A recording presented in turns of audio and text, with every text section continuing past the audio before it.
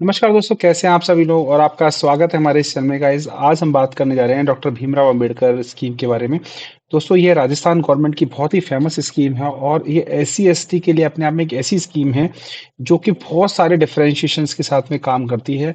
और कुछ ऐसे छुपे हुए राज है इस स्कीम के अंदर जो मैं आपको बताने जाऊंगा, जो बहुत ही कम लोगों को पता होगा। हो सकता है कि आप भी सोचेंगे कि अगर इस स्कीम का अगर फायदा ले तो बहुत ही अच्छे से प्रॉफिट अपने बिजनेस में कमाया जा सकता है। दोस्तों, मैं हूं आपका दोस्त और होस्ट पीयूष कुमार मित्तल। आज आपको बता दें कि हम लोग बनाते हैं गवर्नमेंट सब्सिडीज, गवर्नमेंट फंडिंग और एक्सपोर्ट इंपोर्ट के ऊपर वीडियोस। तो जैसा कि अगर आपकी कोई भी क्वेरी है तो आप दिए हुए नंबर्स पे कांटेक्ट कर सकते हैं। तो दोस्तों, चलिए करते हैं शुरुआत इस वीडियो की। दोस्तों, जैसा कि आप जानते हैं कि भीमराव अंबेडकर जो स्कीम है बहुत ही स्पेशल स्कीम है। एस सी एस टीज के लिए अगर कोई भी उसमें बिजनेस कर रहा है तो वह उसके लिए बहुत ही अच्छे से प्रॉफिट मार्जिन अपने बिजनेस में अर्न कर सकता है इनिशियल स्टेज पे, क्योंकि इसमें कैपिटल सब्सिडी भी है और इंटरेस्ट सब्सिडी भी है। तो हम बात करते हैं एक एक पॉइंट पे। सबसे पहले बात करते हैं इस योजना के उद्देश्य क्या है, यानी ऑब्जेक्टिव्स क्या हैं। जैसा कि जो स्कीम है इस एस टी एस सी को, इसको हम कहीं ना कहीं लिंक करते हैं C L C S S करके एक स्कीम है जिसपे हमने वीडियो बनाई हुई है। वो भी specially S C S T के लिए है, लेकिन ये स्टेट गवर्नमेंट की स्कीम है जो भीमराव अम्बेडकर वाली योजना है।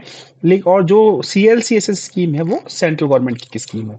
तो दोस्तों, आत्मनिर्भरता को जो बढ़ाना है, यानी कि इंडिपेंडेंसी, यानी कि खुद बंदा जो बिजनेसमैन जो सेल्फ एम्प्लॉयमेंट रोजगार है उसको रोजगार दिलाने से संबंधित है।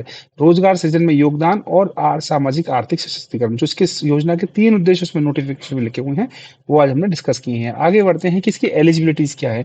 देखिए, सबसे पहले जो एलिजिबिलिटीज है, ऑब्वियसली इसके नाम में ही है कि हमारे को इसके अंदर एस सी एस टी का सर्टिफिकेट लेना मैंडेटरी, यानी कि जो भी व्यक्ति इसमें अप्लाई करना है वो पहली बात तो राजस्थान का मूल निवास होना चाहिए, साथ के साथ में उसके पास एस सी एस टी का कास्ट सर्टिफिकेट होना मैंडेटरी है, वही इसका फायदा ले सकता है।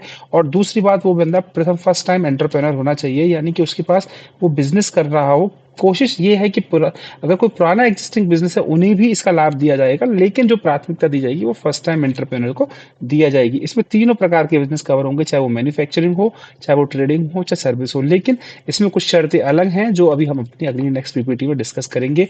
और जो इंपॉर्टेंट डॉक्यूमेंट मैंने बताया वो था इसका कास्ट सर्टिफिकेट, क्योंकि आपका कास्ट सर्टिफिकेट वेरिफिकेशन होने के बाद ही आप इसके अंदर एप्लीकेबल लगा सकते हैं। अब दोस्तों, बात करते हैं कि इसमें सब्सिडी किस प्रकार की है। तो दोस्तों, इसके अंदर 2 तरह की सब्सिडियां हैं, पहले कैपिटल सब्सिडी और एक है इंटरेस्ट सब्सिडी। जो भी आप प्रोजेक्ट कॉस्ट होगी उसका 25% या 25 lakh, which ever is lower, यानी दोनों में से जो भी कम है। मान के चलिए आपका प्रोजेक्ट है 50 लाख रुपए का, तो 50 लाख का 25% कितना बनता है, ये बनता है 12.5 लाख रुपया। तो 12.5 लाख तो इसकी लिमिट बन गई। और मैक्सिमम 25 लाख तक जा सकता है। जैसे 1 करोड़ का प्रोजेक्ट होगा तो 25 लाख तक वहां पे आपको कैपिटल सब्सिडी भी मिल जाएगी। और बात करें अगर इंटरेस्ट सब्सिडी की, दोस्तों इंटरेस्ट सब्सिडी की इसमें 3 प्रकार की स्लैब है। अगर आपका जो लोन है वो 25 लाख तक का है तो आपको 9% ब्याज की छूट है। अगर 25 लाख से लेकर 5 करोड़ तक है तो इसमें 7% ब्याज की छूट है। और अगर 5 करोड़ से लेकर 10 करोड़ तक है तो आपको 6% ब्याज की छूट मिलेगी। छूट कैसे मिलेगी दोस्तों, ये रिम्बर्समेंट सिस्टम होता है, यानी कि आप पहले इंटरेस्ट को पे करते हैं, जो भी आप लोन लेंगे उसका ब्याज जमा कराएंगे, और तिमाही यानी क्वार्टरली बेसिस पे आपको इंटरेस्ट वापस से गवर्नमेंट रिम्बर्स करती है।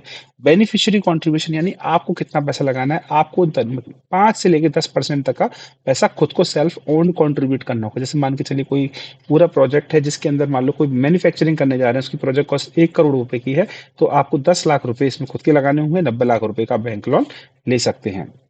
अब बात करते हैं कौन कौन सी इसके अंदर मोस्टली बिजनेस कवर हैं।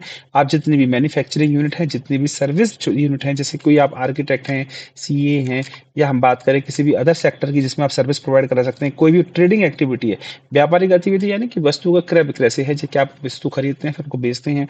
कोई किसी प्रकार का, चाहे रूरल हो चाहे सेमी अर्बन व्यापार हो, एग्रो बेस्ड हो, फूड प्रोसेसिंग हो, टेक्सटाइल हो, तो इन सभी बिजनेस के अंदर आप इस सब्सिडी की छूट ले सकते हैं। अब बात करते हैं आगे इंपॉर्टेंट डॉक्यूमेंट्स क्या हैं। डॉक्यूमेंट्स आपके सामने हैं दोस्तों। सबसे पहले इंपॉर्टेंट तो सबसे पहले कास्ट सर्टिफिकेट है, आपका आधार कार्ड है, पैन कार्ड है, आपकी प्रोजेक्ट रिपोर्ट है। दोस्तों, प्रोजेक्ट रिपोर्ट अगर आपके पास नहीं है तो आप प्रोजेक्ट रिपोर्ट के लिए भी हमसे संपर्क कर सकते हैं, जो हमने नंबर दिए हैं, हम आपकी प्रोजेक्ट रिपोर्ट दिलाने में भी मदद करेंगे।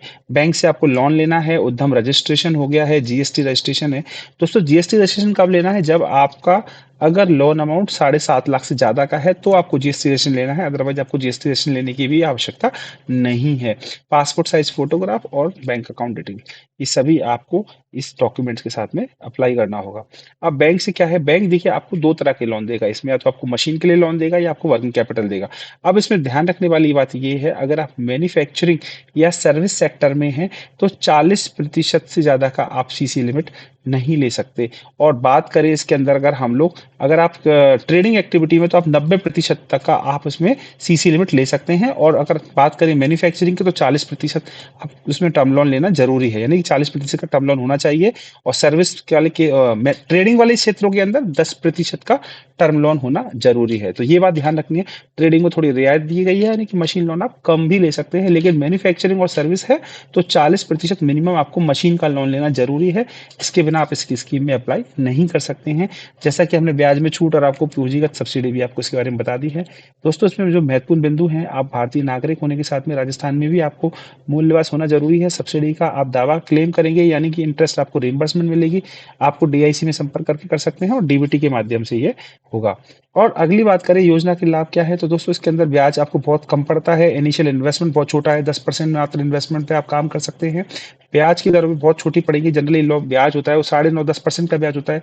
और अगर इस केस में आपका जो लोन है 25 लाख तक का है, तो आपको 9% ब्याज की छूट है। लोन आपको आसानी से मिल जाता है। और इससे जो SC/ST समुदाय है उसका एक विकास भी, आगे समग्र विकास बढ़ने का मौका उनको मिलता है। वुमन और यूथ एंटरप्रेन्योर्स को इसमें प्रोत्साहन दिया गया है। तो दोस्तों, ये हमारे कॉन्टैक्ट नंबर हैं। अगर किसी भी प्रकार की आपको क्वेरी हो तो प्लीज़ आप हमसे संपर्क कर सकते हैं। Thank you very much.